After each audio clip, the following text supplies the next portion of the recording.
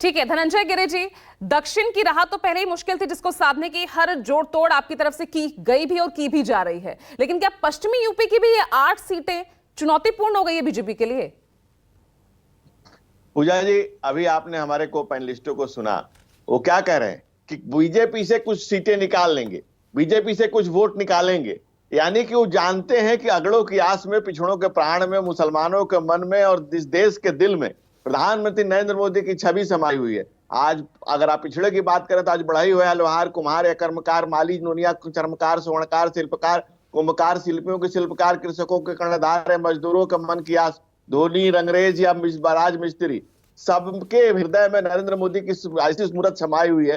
क्या दक्षिण, क्या उत्तर, क्या पश्चिम, क्या पूरब, हम हर दिशाओं में भारत का कोना कोना आज प्रफुल्लित है, क्योंकि इस देश को ऐसा नेतृत्व मिला है। जैसे आपके ही पैनल पर राजीव जी बता रहे थे कि नरेंद्र मोदी के कद का कोई व्यक्तित्व तो खड़ा नहीं कर पाए विपक्ष। क्यों? क्योंकि नरेंद्र मोदी सिर्फ व्यक्ति नहीं, भारत में सशक्त, समर्थ, सबल, स्वस्थ, स्फूर्त सांस्कृतिक भारत के नवविहान की संकल्पित अभिव्यक्ति है, ऊर्जा का पुंज, हरनी सेवा का आलोक है। इसलिए इस देश का जनमन कल चुनाव में वोट उसी को करेगा जिसके हाथों में भारत का कल सुरक्षित हो।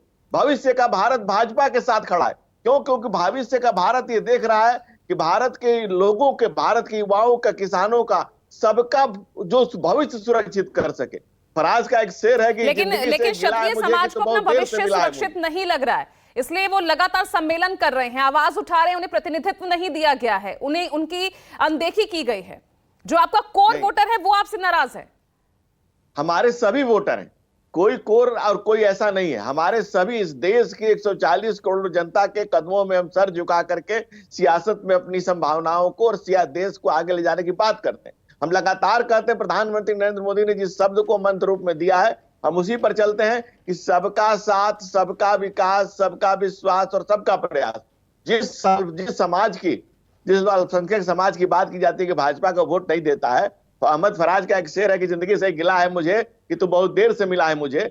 आज वो समाज भी कह रहा है कि नरेंद्र मोदी से ये गिला है मुझे। अरे मैं तो उल्टा आपसे पूछ रही हूँ, जो लगातार आपके साथ खड़ा रहा है हर स्थिति में, आज वो समाज आपसे नाराज है। मैं क्षत्रिय समाज, राजपूत वोट बैंक की बात कर रही हूँ। आप बिल्कुल नहीं, वो हमारे समाज हमारे साथ इंटैक्ट था, है, और आपको आगे हर समाज, हर वर्ग, हर मजहब, हर संप्रदाय का व्यक्ति इंटैक्ट खड़ा है। तो वो क्यों लगातार पश्चिमी यूपी के तमाम जिलों में लगातार वो सम्मेलन कर रहा है, शपथ ग्रहण की जा रही है, बीजेपी को वोट नहीं देंगे?